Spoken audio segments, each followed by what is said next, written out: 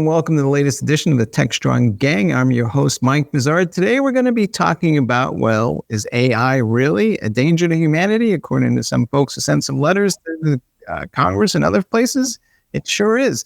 Then we're going to talk about AI and the laws of physics because, well, it turns out that AI is going to get into these robots, but we got to train it first, and there's a lot of work to be done in that space. And then finally, we're going to talk about Intel versus NVIDIA and AMD. There's a big conference in China or Taiwan specifically, and there's a lot of competitive issues. Stay tuned. You're watching Techstrong Gang.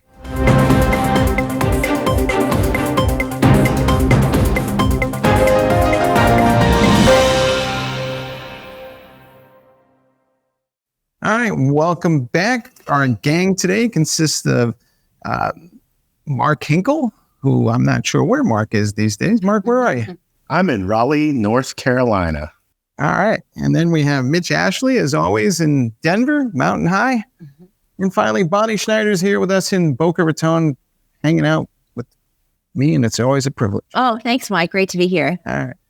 Our first topic is this letter that 13 former AI employees of various organizations published this past week.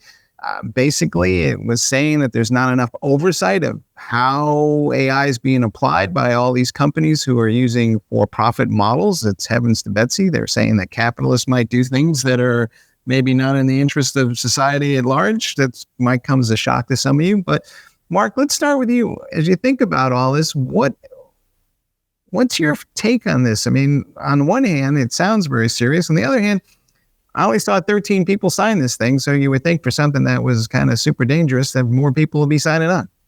Yeah. So, I think that every time, this is historical, like whenever any new technology comes about, people do get, a little bent out of shape about how it's going to affect our lives and it's going to be disruptive. And personally, I'm glad I get to drive my car to, the store and places like that rather than feed a horse or walk.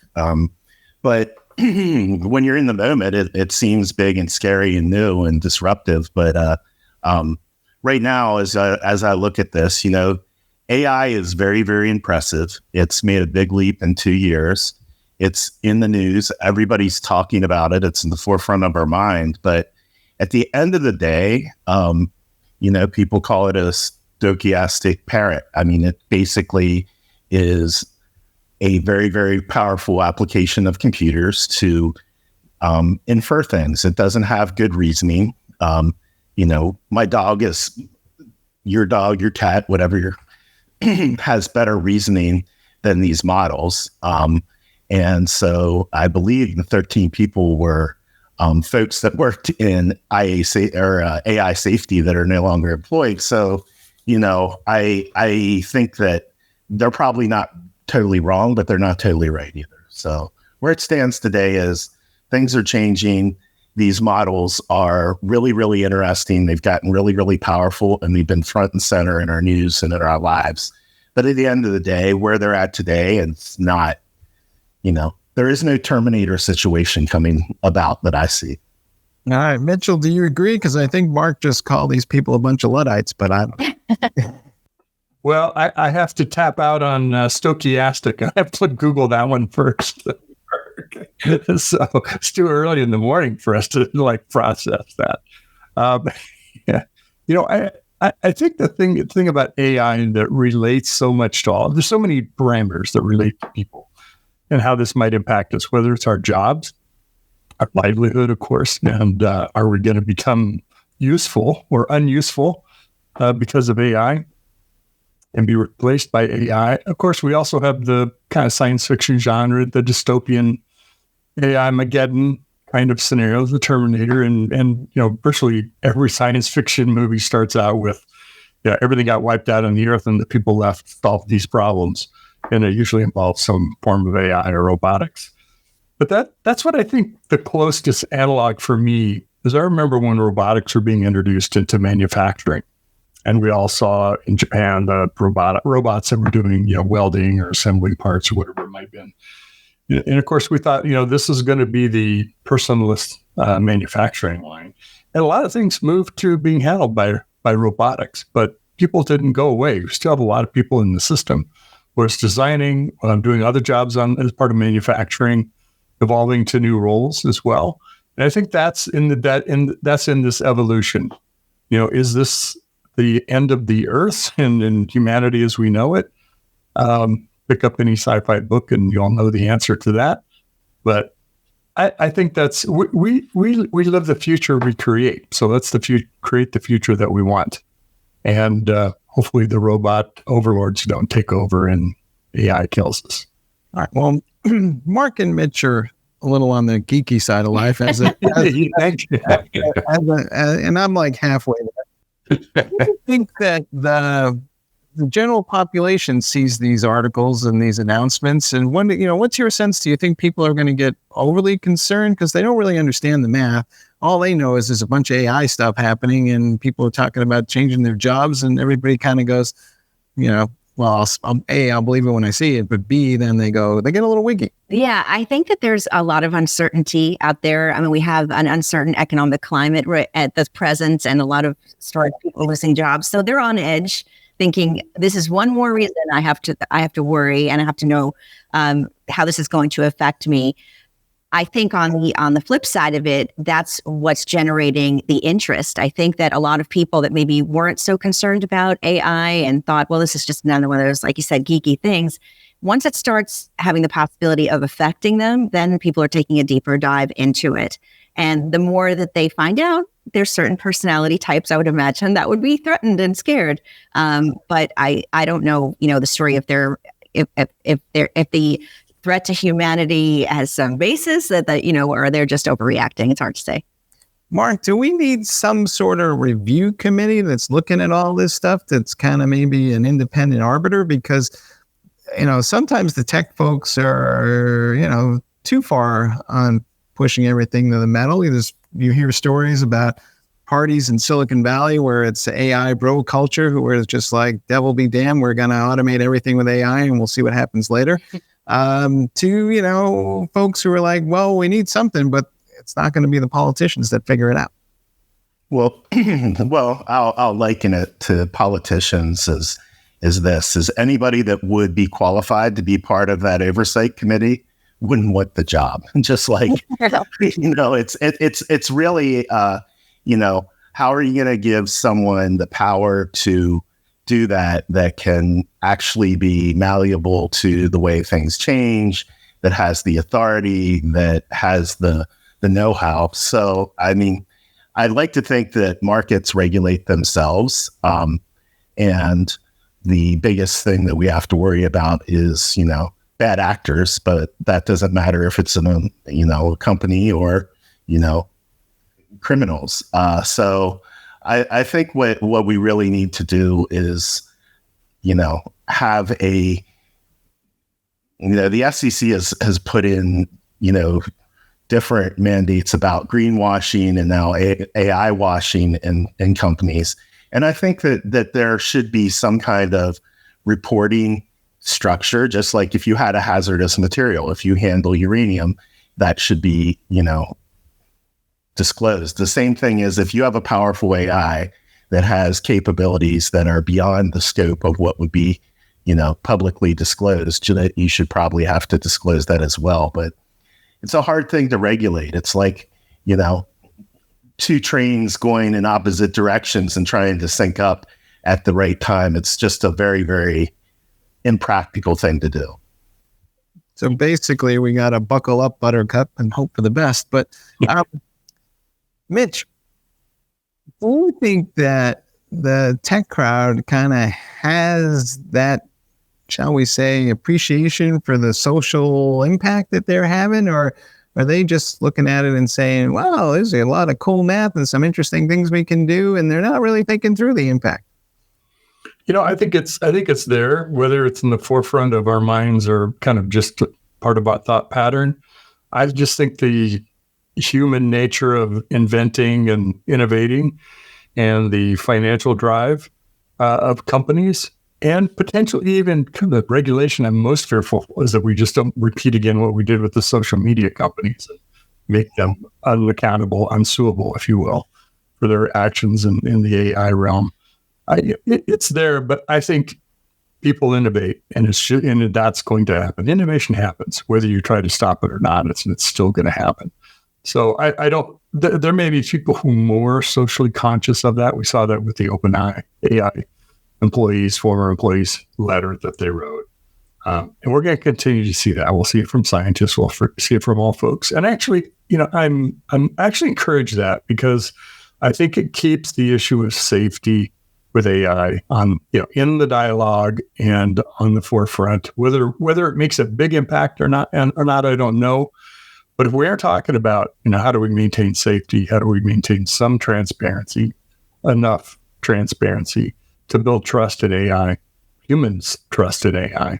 I think that's what's vital. It's going to happen. We're already using it today. We just don't know it. Apple's, Worldwide Developer Conference, my prediction is we're going to find out, all the all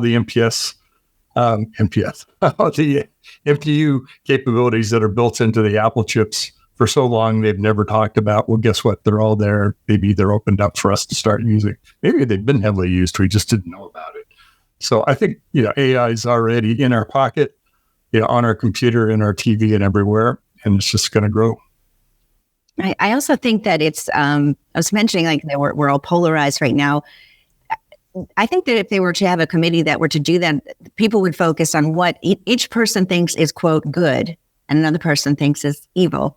I don't think it would be unanimous. I think there'd be some shades of gray of what someone might see as good versus evil, what an AI can do. Now, of course, there will be some agreement, and I think Mitch brings up a great example about social media. Social media was so exciting when we all got onto Facebook and all these outlet platforms, but now there's some serious concerns of the damage it's done, particularly to teenagers. Mm-hmm. So sometimes we don't know all the dangers or the quote unquote evil that AI can do until time goes on and we experience it. Mm-hmm. Mark, to her point, I don't think, folks in China and Russia are standing around going, what are the niceties of implementing AI? So it feels like, to me, we're locked into this ride no matter what, because, it's just the nature of the game, and we can't control what everybody else is doing. Right. I mean, I think that the only defense we have as a society is to be well educated on it, and then, that's probably more of a personal mandate for everyone, because you could be scared and that does nothing, or you can educate yourself on this and then have an educated diatribe about what is acceptable and what isn't. I think right now, after 30 years of sci-fi movies where the evil robots and the AI takes over and destroys society, it's been supplanted in our mind that, this is bad. And I think it's probably because it's unknown, as we've only seen that side of things. And so, and people want to be cautious, because if we are opening Pandora's box, you can't close it. But the way I see it as someone who spends time on AI every day is, I think that we need to keep it in the news. Safety and trust have to be part of it. Data privacy has to be part of the dialogue. But we know governments are terrible at regulating bad stuff. Look at, the tobacco industry. We had the big tobacco industry settlement, and smoking is down. But every time I go in to grab a soda at the convenience store, there's stacks and stacks of death sticks behind the counter. So, I don't think that our government is equipped to regulate dangerous things in the way that it probably should be. So hopefully the good diatribe between all of us, pushes the boundaries of what's socially acceptable for AI. I'll agree and disagree with that. So in the energy sector, we saw scientists create similar letters over the years, right? And basically, last time I checked, the government was regulating nuclear energy, and nothing in this country apparently is close, but nothing's quite blown up yet. So maybe we do need some sort of agency for AI. I don't know. Well, that is interesting, because there's a lot of debate going on in that community and sustainability about it, because there's a race to have the strongest and the most advanced output, like we're seeing with NVIDIA. But then at the same time, Many are saying, at what cost? Do we all need to have the most super powered software every day? Or, I mean, I guess what I'm saying, is it necessary for everyone to have that level of energy use? So I think that there will be some pushback for sure. There already is, and depending on energy efficiency. But what's interesting, I've found, is that anytime a company is making announcements about new advances in AI, there's typically a mention of sustainability and an additional announcement of how this is going to be more energy efficient as we grow, like with Intel. Part of their announcement is that what we're offering is going to be more energy efficient. And that was also something NVIDIA mentioned, and others recently in Microsoft. So I think that they'll go hand in hand. Now, if we're going to talk about a superpowered AI, we also have to address sustainability. Hey, Mark, am I going to get rationed on my AI usage based on how much energy I'm consuming? What do you think? Well, I think that the thing that is interesting is it's new. It does consume a lot of power, and there's a huge demand for it. But I do think that will all level out. If I look at the energy efficiency and of all these things, they will get better. Just like chips got more powerful and did more work per watt, the same thing will happen here. But right now, when all of a sudden you see a big spike, we don't look at the graph and look at where it's level. We look at it where there's a big change. And right now there's a big change. If I was looking at solving the problem, I'd probably look at the root cause of why we care about energy so much. And we have, fossil fuels. We don't use clean nuclear. We, do not use as much solar as we could. And it's all about the economics of it, because if you believe Elon Musk, I generally believe a lot of what he says, you would only need 100 square miles of solar to power the whole United States. But the problem then is distributing that. So, AI consumes a lot of power. But the problem that exacerbates that is our power grid is not modernized and efficient and using enough clean energy. Only Alan was here at the mention of Elon Musk. So I'm going to give you the last word on this topic, because I know you got to go. But thoughts, parting words. As I mentioned earlier, it was Steve Jobs that made some kind of a statement about inventing the future, right? And that's where we are again, right? What's our future of AI look like? It's up to us. At least right now, AI is not in the habit of inventing itself quite yet. Maybe that'll happen somewhere down the road. I think we're all in the kinetic phase of AI, learning ourselves, hands-on, working with it, seeing what you can do with AI, both in applications of tools and third-party products that we acquire, but also how we build AI into our software, machine learning, or generative AI, whatever it might be, models, etc.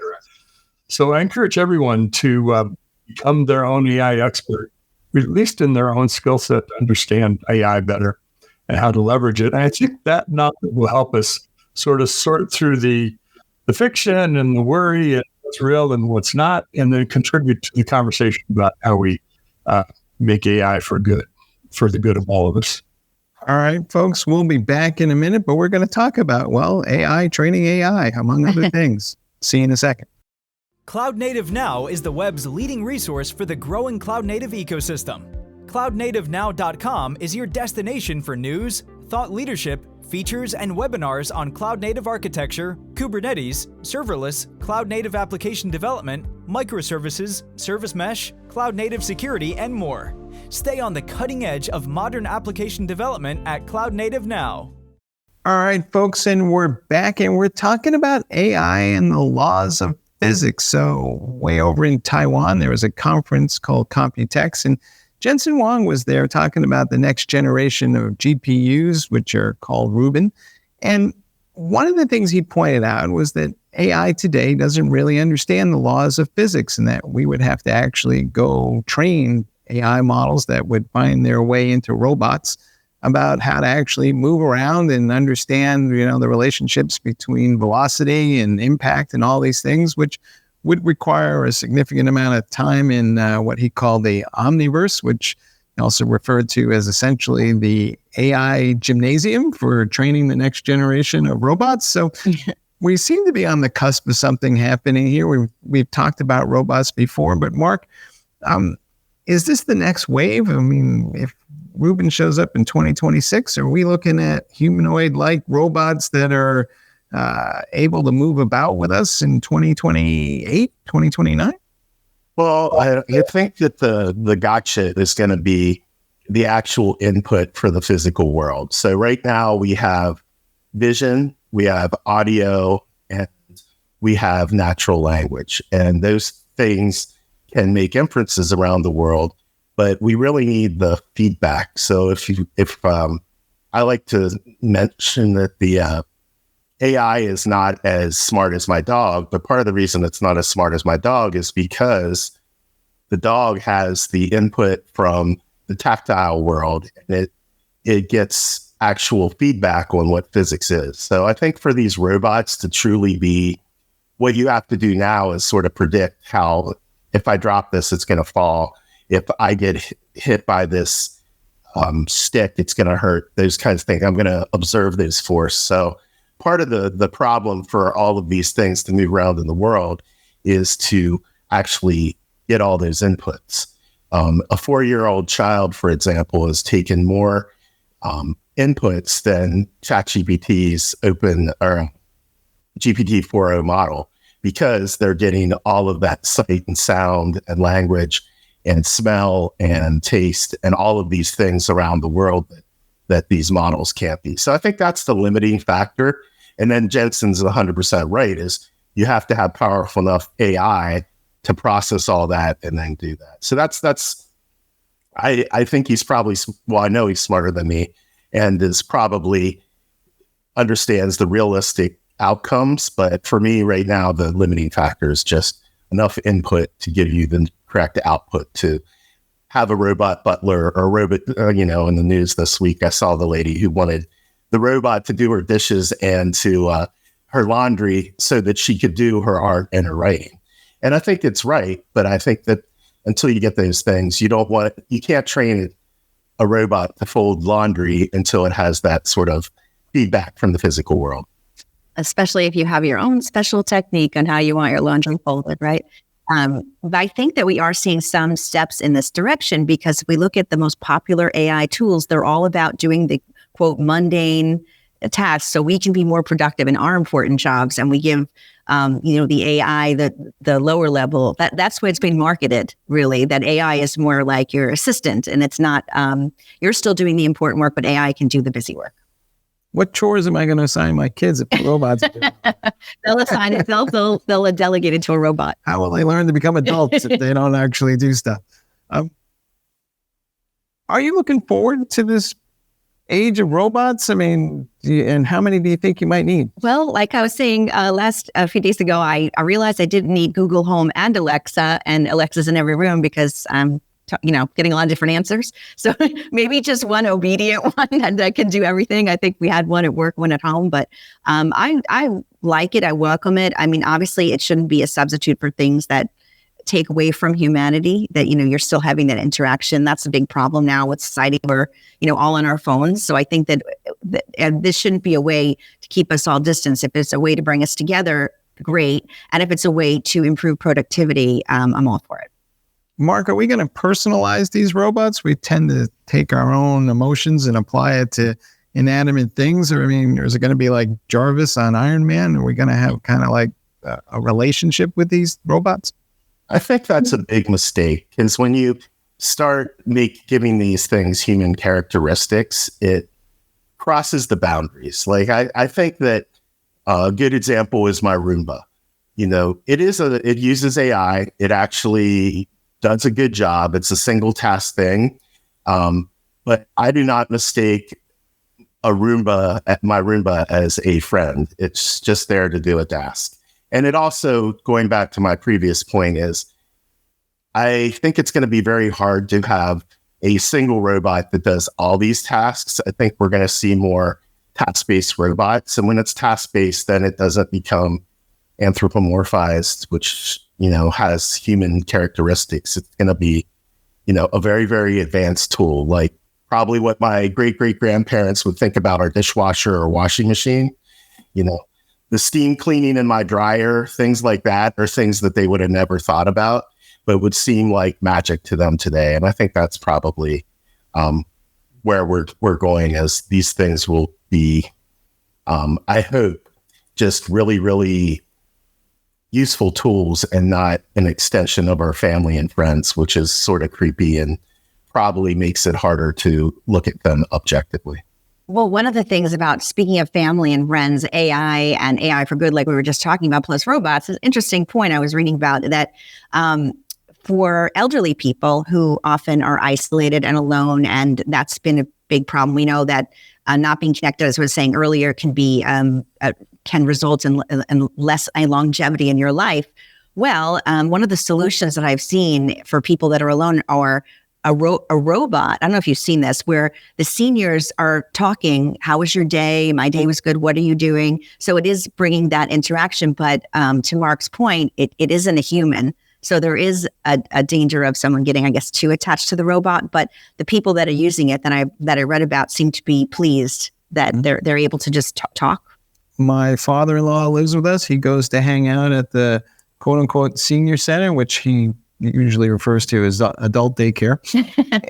But he says the biggest problem they have is they don't have enough people to handle all the seniors, and there's more seniors than ever. So I wonder, Mark, are we reaching a point where I look around all the time and there's all these jobs and things that aren't being done because we don't have enough people? So have we reached a level or a threshold where we kind of need robots because we're running out of folks to do things?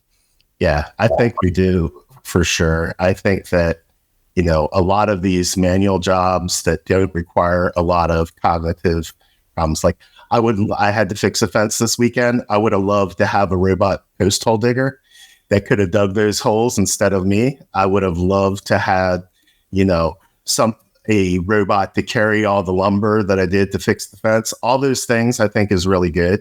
But there are also there's a huge shortage of skilled labor as well. So I think that, we need welders, we need electricians, we need all of these, we need repair people. We're too much of a disposable society. I think that even though some of these jobs that are menial can't be filled, we can fill them with, smart robots.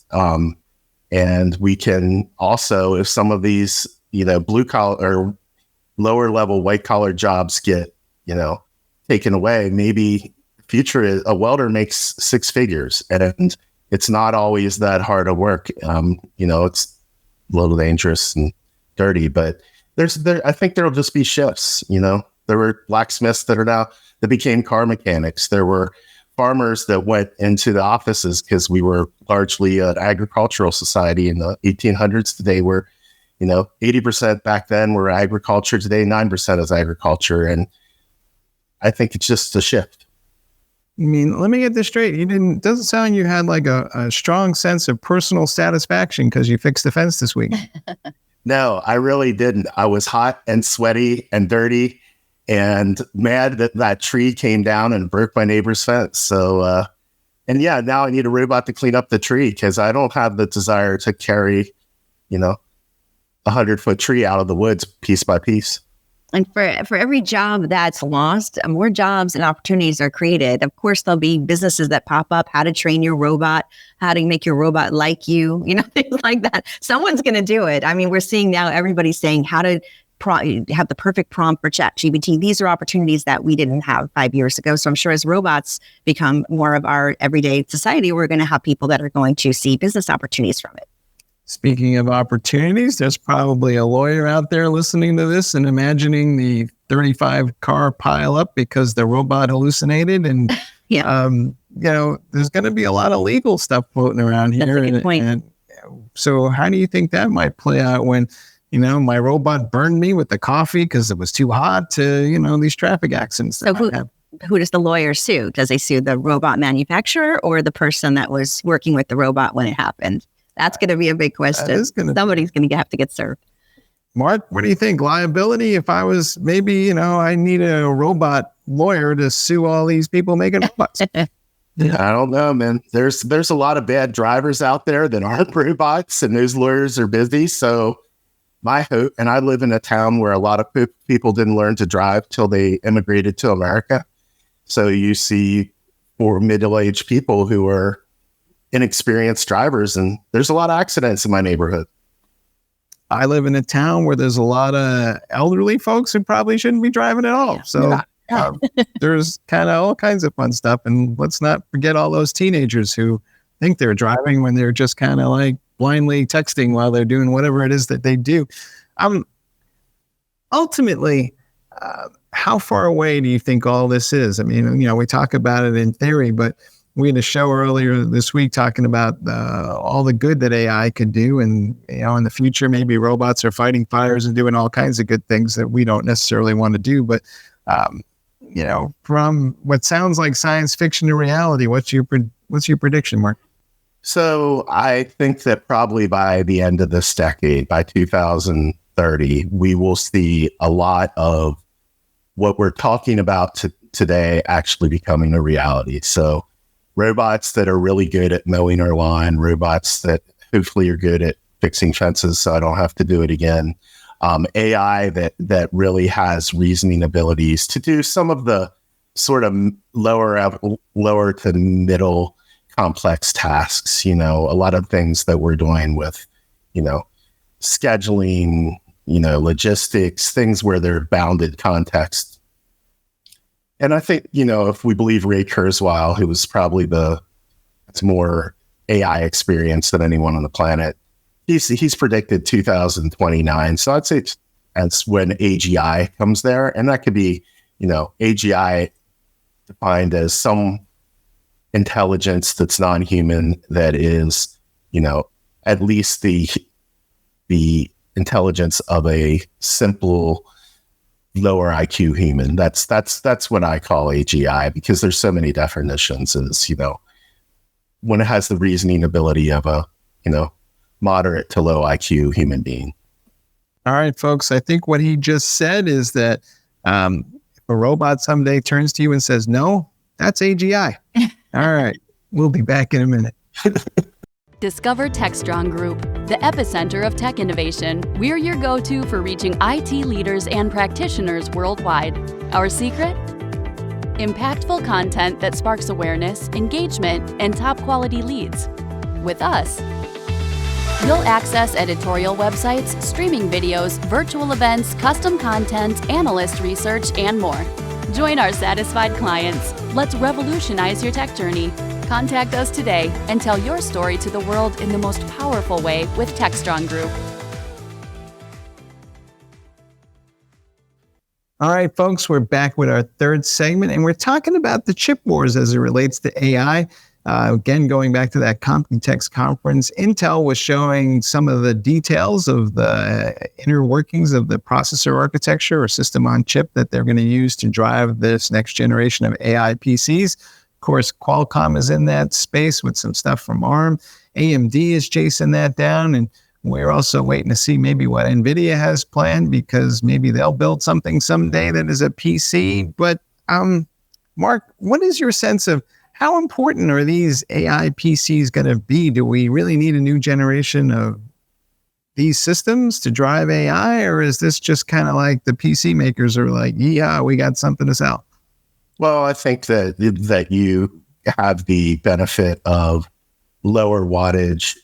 We had talked earlier today about like power consumption. So lower wattage at the end to do simple tasks, that could be important. I think the bigger issue is just having breaking the logjam of processors that can actually effectively process AI. So NVIDIA is becoming the world's biggest company because of the huge demand for these chips, and it's great. Competition is good. So ARM, Intel, AMD, other chip manufacturers creating chips that can offload everything from what's basically a runaway NVIDIA market for AI is good. I think our phones will have small models. They will process at the edge some of these things, and their power consumption will not be nearly as bad as, the centralized data center problem that we had right now, where they're, largely inefficient and not necessarily the best way to distribute that compute.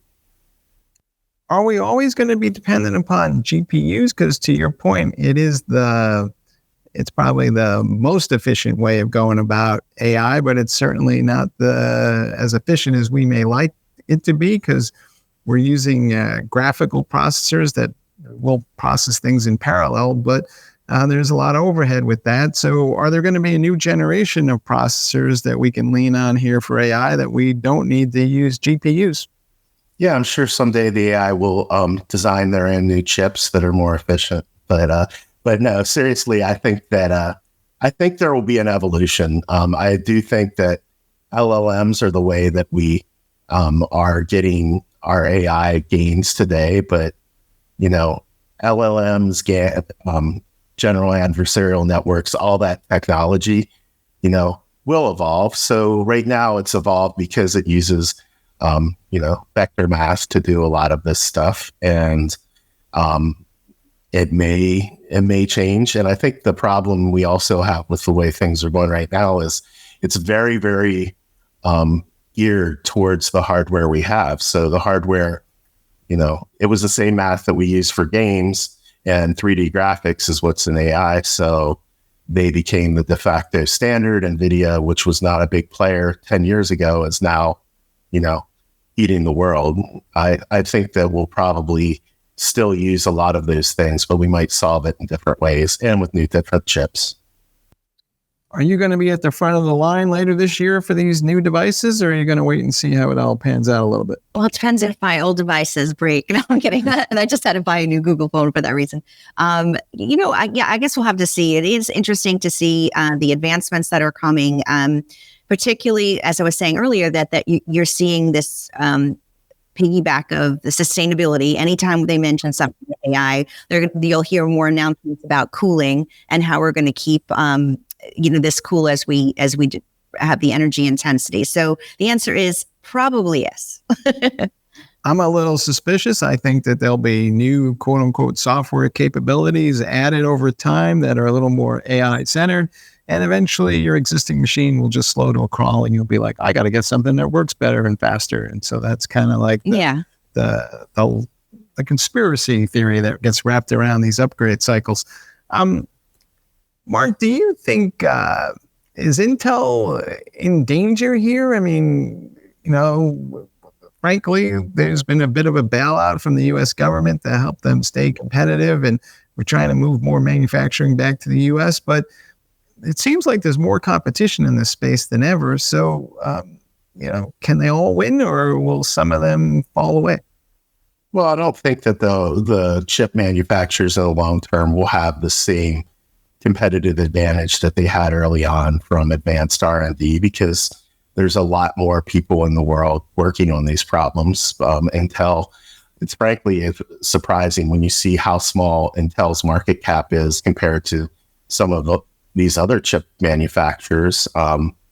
So I think that sort of space where becomes more commoditized, just like software becomes more commoditized, unless they come up with some great breakthrough and maybe, they solve the physics problem around quantum computing, or they come up with some, super mind-blowing advancement in technology. But for right now, I think that there's such demand for these processors, and they are just going to be another picks and shovels vendor to the AI revolution, or gold rush, whatever analogy works. Well, to your point about the economics of AI, today it seems, and I'm wagering that whatever comes out in the fall is going to be more expensive than the laptop I currently have in front of me, because it has quote unquote AI capabilities. And we see that vendors are charging extra for AI capabilities. It's usually an add-on, or it's like, here, pay me $20 extra a month. Is that sustainable, or are we going to get to the point where AI is in everything and we're just going to be part of the standard pricing package, and vendors will have to figure out ways to become more efficient to deliver AI capabilities if they want to be relevant? Yeah, I think it's a short-term thing, because, I used to refresh my laptop every 18 months or so, and now it's going on 4 and 5, 6 years for my laptop, and it's still adequate. So these vendors who are used to shorter refresh cycles, Apple on the phones, Android vendors on the phones, and all the laptop and device vendors are trying to find ways to, increase the lifetime value of their customers. And so AI seems like a good opportunity for them to draft the hype, but whether or not an AI powered laptop is all that more productive than a, 3-year-old non-AI laptop remains to be seen. Yeah, I'm seeing what you were just talking about, Mike, already into video editing, which is something I like doing. And I look at all the different tools. And just in the past 6 months, so many of these extra add-ons for AI to do this or AI to do that are now coming into one or two companies. So the pay, $5 a month here, $10, it does add up, obviously, like we're seeing with, streaming networks, how many of those are we paying for subscriptions? But I think that as the competition grows, we're going to see a lot of those things that are currently as add-ons being part of the main offering. Do you think, Mark, that we're going to need to stay current on all this stuff, or will people just skip generations? I know NVIDIA was talking about how, they're now going to be on a yearly cycle for GPU upgrades, when I guess they've been on a 2-year cycle up till now. But I'm sure investors cheered, but I'm pretty sure IT people looked at it and groaned a little bit because they're like, well, now you're telling me you want me to upgrade every year. And I don't know, is that really going to happen, or are we just going to kind of skip generations like we kind of normally do today?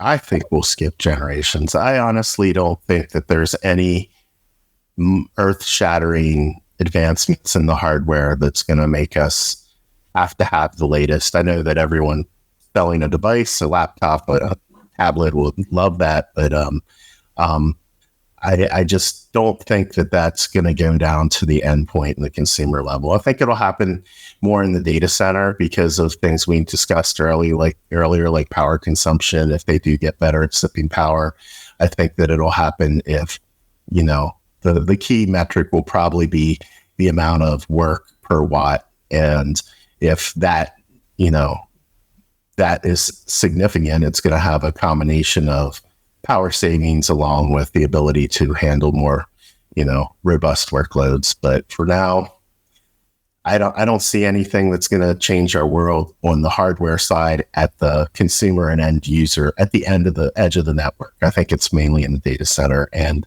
transport around that. And frankly, I'm not even sure that it's going to matter all that much in the sense that, we'll be able to do some awesome things with large language models that have more parameters and bigger context windows. But if I'm not mistaken, Mark, I think small language models may have more impact in the future and they won't consume as much resources. So maybe, for all of us who want to optimize specific tasks, and maybe we'll orchestrate that, we may not need the latest and greatest hardware. I don't know. I'm guessing. But what do you think?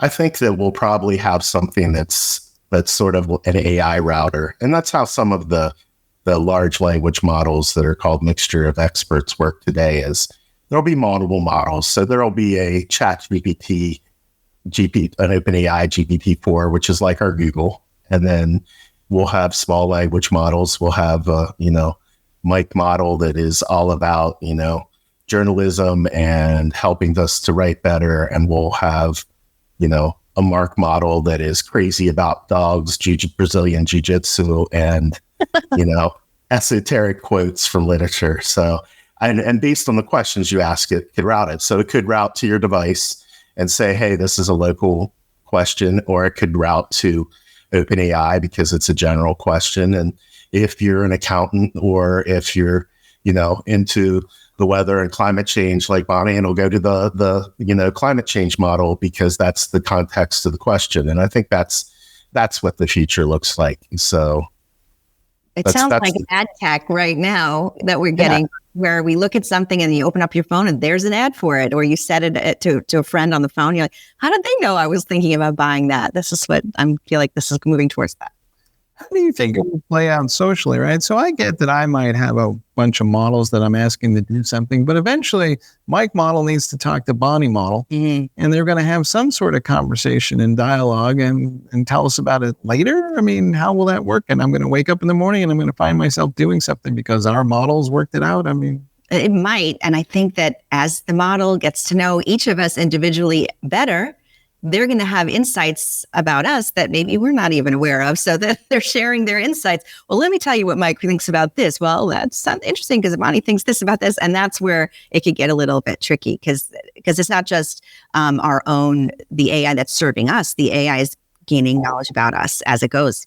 Right. And then other people are creating models that remember things about you. I was talking to one fella, he says, airlines are going to create models that will have all your personal preferences wrapped into that. And when you go sit down, the television will automatically set up for you and all these other things. Wow. And I basically said, you know what I really want?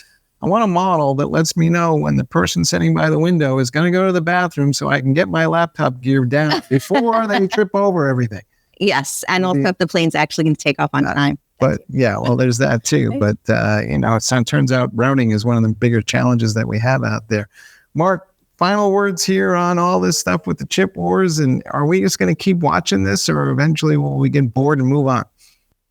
I think that anything that touches AI will probably be overinflated over the next couple of years. And so I just look for people that actually, or companies and products that actually solve a need and work and don't live up to the hype. I've been on a kick of overinflated AI demos from everyone from Google to AI devices. And at the end of the day, I'm a poor country boy from Pennsylvania, and until I see something work, I'm a little bit skeptical. So I think that's where we're at today is, don't believe the hype until you see things in action, but be prepared for the hype to become a reality at some point.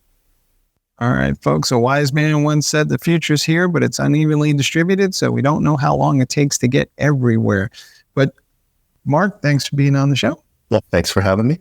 Bonnie, good to see you again. Pleasure to be here. And folks, thanks for watching the latest episode of the Techstrong Gang. We invite you to stay tuned and watch all the other episodes on the Techstrong TV, including this next episode from Bob Russellman, who's going to be sharing his insights from that perch that he has where, he's a little grumpy sometimes, but he's fun to watch. All right, guys, we'll see you next time.